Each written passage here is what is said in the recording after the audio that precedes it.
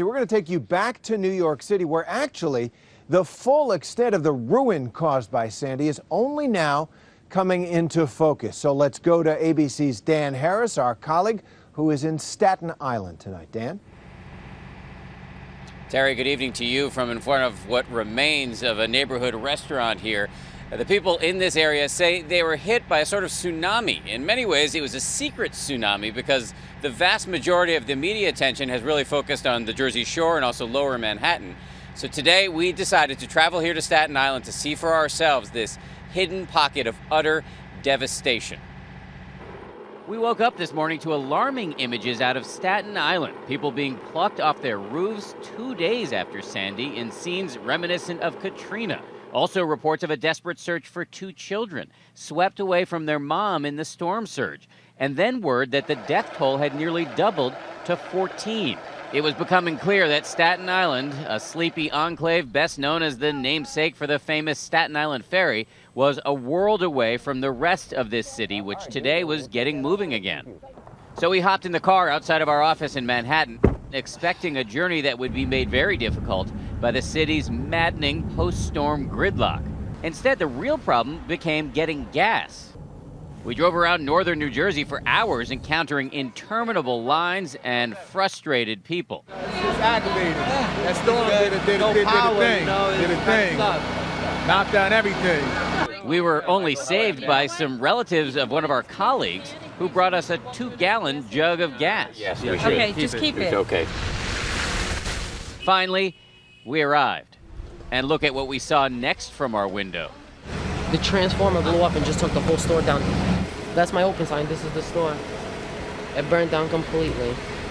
Then we got to the flooding. Mike Roman had just salvaged his kids' clothing from their flooded-out house. Everything's floating. I saw my couch floating by when I went to go look. You saw your couch floating by. Yeah. What's that like?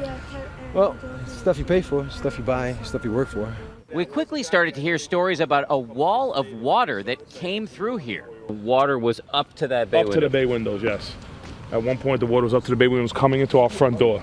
And dragging cars down the street. Dragging cars. It dragged my car out of the driveway down the street, flipping cars over. As you could see down the street here, there was cars flipped over, and it was just amazing. It was like a tsunami at one point. The waves, the pressure of the waves that were coming, they were over these houses here, and it was extraordinary what was happening.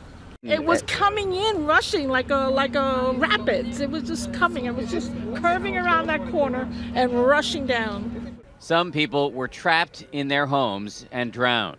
There have been a lot of comparisons to Katrina, which is interesting for me, given that I covered Katrina. And I'll tell you, this is something that really does remind me of Katrina.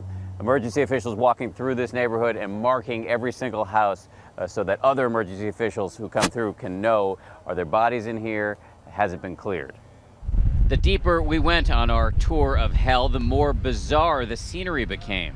When the waves came through, they radically reshuffled the deck here. Things, everybody's worldly possessions, way out of place. The boat in the driveway, and come over here, take a look at this. We have a jacuzzi in a tree. This is quite extraordinary. It reminds me of what one guy we met just a few hours ago said. He asked me a question. He said, "Who's the boss?" And I said, "Who?" And he said, "Mother Nature." But the craziest thing we saw today was Donald Clarkin's house. This is your house right here. Yeah. Yeah, this is my house. It used to be over there.